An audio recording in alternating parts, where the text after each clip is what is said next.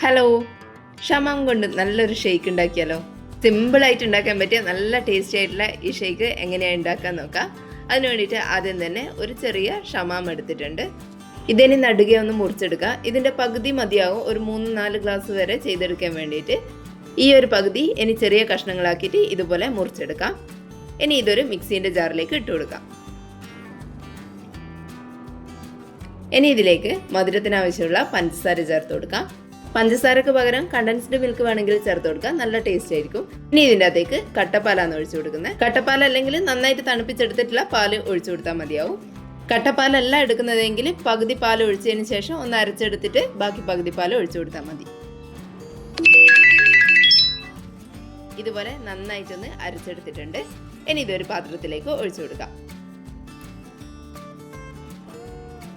ഇനി നമ്മൾ മാറ്റി വെച്ചിട്ടുള്ള പകുതി ഷമാമിൻ്റെ ഒരു പീസ് എടുത്തിട്ട് ഒന്ന് ഗ്രേറ്റ് ചെയ്തെടുത്തിട്ടുണ്ട്. അത് ഇതിൻ്റെ അകത്തേക്ക് ഇട്ട് കൊടുക്കാം. കൂടെ തന്നെ ഒരു 5 മിനിറ്റ് നേരം കുതിർത്ത് വെച്ചിട്ടുള്ള കസ്കസ് കൂടി ചേർത്ത് കൊടുക്കാം.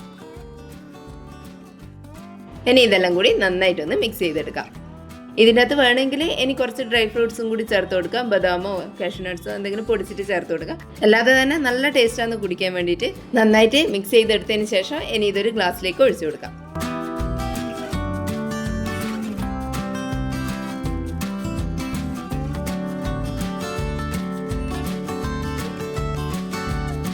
ഇനി ഇതിൻ്റെ മേലെ വേണമെങ്കിൽ കുറച്ച് ഷമാമ് ചെറുതായിട്ട് അരിഞ്ഞതും കൂടി ഇട്ട് കൊടുക്കാം. നല്ല ടേസ്റ്റാണ്. ഇതുപോലെ എന്തായാലും ഒന്ന് ഉണ്ടാക്കി നോക്കണേ. വീഡിയോ കണ്ടിട്ട് ഇഷ്ടപ്പെട്ടിട്ടുണ്ടെങ്കിൽ ഒന്ന് ലൈക്ക് ചെയ്ത് സബ്സ്ക്രൈബ് ചെയ്യണേ. താങ്ക്